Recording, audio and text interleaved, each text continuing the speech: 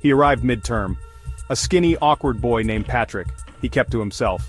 Patrick rarely spoke. When he did, his voice was a low, raspy whisper. It sent shivers down your spine. Patrick had these eyes. Dark, intense eyes that seemed to follow your every move. They made you feel watched, exposed, like he could see right through you. He always wore black. Black jeans, black t-shirt, black hoodie. He blended into the shadows. It was like he wanted to disappear.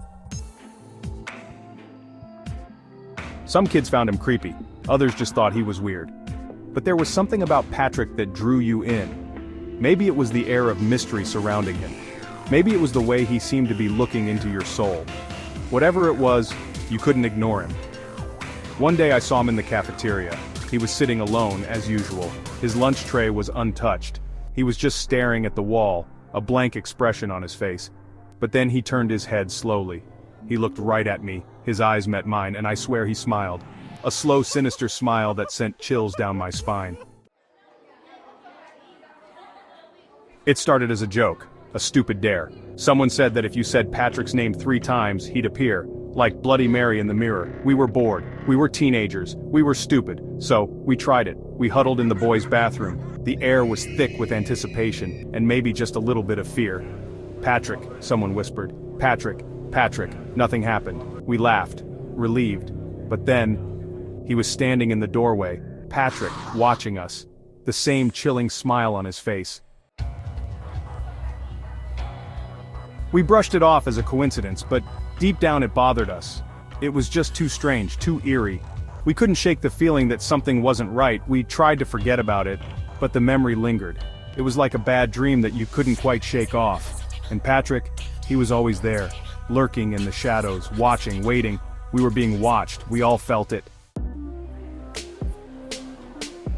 The more it happened, the more real it became. Someone would mention his name 3 times and, bam, there he was, outside the classroom window, at the end of the hallway, in the reflection of the library computer screen. Each time, the fear intensified. It was like he was playing a game with us, toying with us, and we were all too scared to stop playing. We tried talking to him, tried to figure him out, but he never gave us anything. Just that unsettling silence in those piercing eyes. It was like staring into an abyss. One rainy afternoon, I was alone in the library, trying to study for an upcoming history test, but I couldn't concentrate, not with Patrick always on my mind. I kept hearing his name whispered in the wind, seeing his face in the shadows.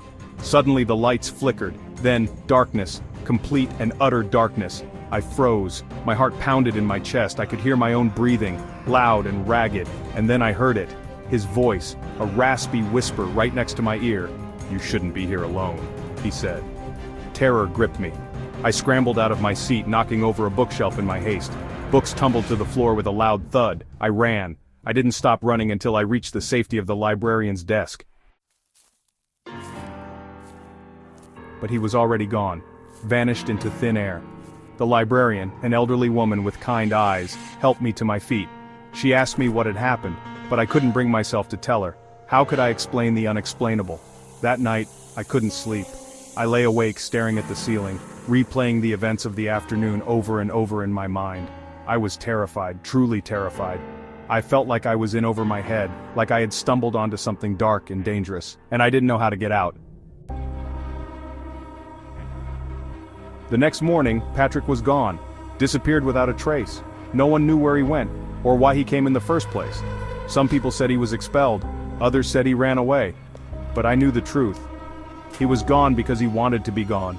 He had finished playing his games with us. For now at least, we never saw him again. Life went back to normal, or as normal as it could be after an experience like that, but things were different. We were different.